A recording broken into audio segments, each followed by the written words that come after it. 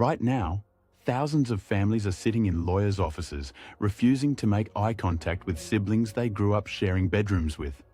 The money on the table wasn't even earned by anyone in that room. And psychology predicted every single move they are about to make, decades before the first word was spoken. Here is the statistic that should stop you cold. Roughly 70% of inherited wealth is gone by the end of the second generation. By the third, that number climbs to 90%. But the money vanishing is actually the least damaging part. What disappears faster than the money, and what almost never comes back, is the family itself. Poverty, for all its genuine cruelty, tends to push families together. Shared scarcity creates cooperation. There is a reason the word solidarity was invented by people who had almost nothing. But sudden, unearned wealth does something structurally opposite. It hands every single family member a private reason to stop trusting everyone else in the room. Psychologists call it the endowment effect. The moment you believe something might be yours, your brain immediately begins defending it as if you already own it. Before the will is even read, before a single dollar changes hands, every adult child has already mentally spent their share, and mentally resented anyone who might reduce it. The inheritance war begins in the imagination, not the courtroom. Then the will actually gets read. And this is where psychology delivers its most reliable, most devastating prediction. Almost no one believes the split is fair. Studies on inheritance disputes consistently show that each sibling, independently, estimates they deserve a larger share than they receive. Not because they are greedy monsters, because the human brain is wired to overvalue its own contributions and undervalue everyone else's. There is a name for this bias. Psychologists call it the self-serving attribution error. You remember every time you drove your mother to the doctor.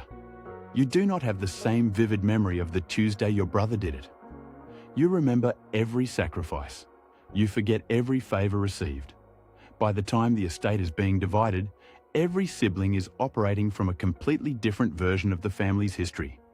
And every single version casts themselves as the one who gave the most. But here is where it gets genuinely dark. The inheritance does not just trigger conflict over money.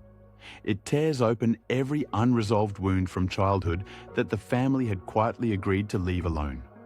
Who was the favorite? Who got more opportunities? Who sacrificed their career to stay close to home? The money becomes a symbol for every grievance that was never spoken out loud. And now, for the first time, there is something concrete to fight over. Therapists who work with inheritance disputes describe the same pattern over and over. A family that seemed functional, holiday dinners, group chats, birthday calls, suddenly fractures completely within 6 months of a parent's death. The money did not create the fractures. It just finally gave the fractures enough pressure to split all the way through. The inheritance is rarely the cause. It is almost always just the trigger. Now, consider what happens when one child was named executor of the estate. This is the role designed to feel like a vote of confidence from the parent. In practice, it is one of the most psychologically loaded positions a person can be placed in. The executor has power. The other siblings know it. And the moment any decision is made, selling the family home, timing the payout, valuing the furniture, every choice becomes evidence of favoritism in the minds of everyone watching. Researchers at the University of Zurich studied family disputes following inheritance and found something that most people would find counterintuitive. The size of the estate had almost no correlation with the intensity of the conflict. Families fighting over $200,000 showed the same psychological patterns, the same accusations, the same legal maneuvers, the same permanent estrangements, as families fighting over 20 million. The number is almost irrelevant. The meaning attached to it is everything. That meaning is the part poverty never triggers in quite the same way. When a family has nothing to divide, there is nothing to assign a price to. Love and time and sacrifice float free of dollar values. But the moment a dollar amount is attached, a house appraised, a savings account tallied, every relationship in the family suddenly has an implicit cash value.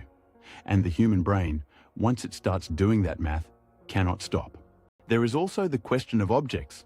The researchers consistently find that physical objects, furniture, jewelry, photographs, tools, generate more sustained conflict than liquid money. Cash can be divided precisely. A dining room table cannot. And that dining room table was where Christmas happened for 30 years. Whoever gets it wins something that money genuinely cannot replace. Which means whoever doesn't get it loses something that money genuinely cannot replace. And they know it. So, what actually protects families? The evidence is remarkably consistent. The single most effective intervention is not the legal document. It is the conversation that happens years before any document is needed. Families where the parent openly discussed their intentions, explained their reasoning, and invited their children to ask questions show dramatically lower rates of post-death conflict. Not because everyone agreed, but because the decision came with context instead of silence. Silence is the real inheritance that destroys families. A parent who never discusses the will believes they are keeping the peace. What they are actually doing is handing every child a blank canvas to project their deepest fears and oldest resentments onto. When the will finally speaks, it speaks in the parent's voice, but without the parent there to explain, clarify, or comfort. The document becomes the final word in an argument no one knew they were having. The families that come through inheritance intact share one other trait that the research keeps surfacing. They separated the money from the meaning early. They found ways to honor what the objects and the house and the savings account represented. The life that was lived, the sacrifices that were made, without allowing those symbols to become the battlefield for proving who was loved more. That is an emotional skill. It does not come naturally, and it has to be practiced before the moment of crisis arrives. Because here is the thing psychology has known for a long time, and that most families only learn too late. The inheritance fight is almost never about the money. It is about one question that every child carries from the moment they are born and never fully stops asking. Did they love me as much as they loved my brother? As much as they loved my sister? As much as I needed them to? The parent is gone. The will is the last answer they will ever give. And some families will spend years and fortunes and relationships trying to prove that the answer was wrong.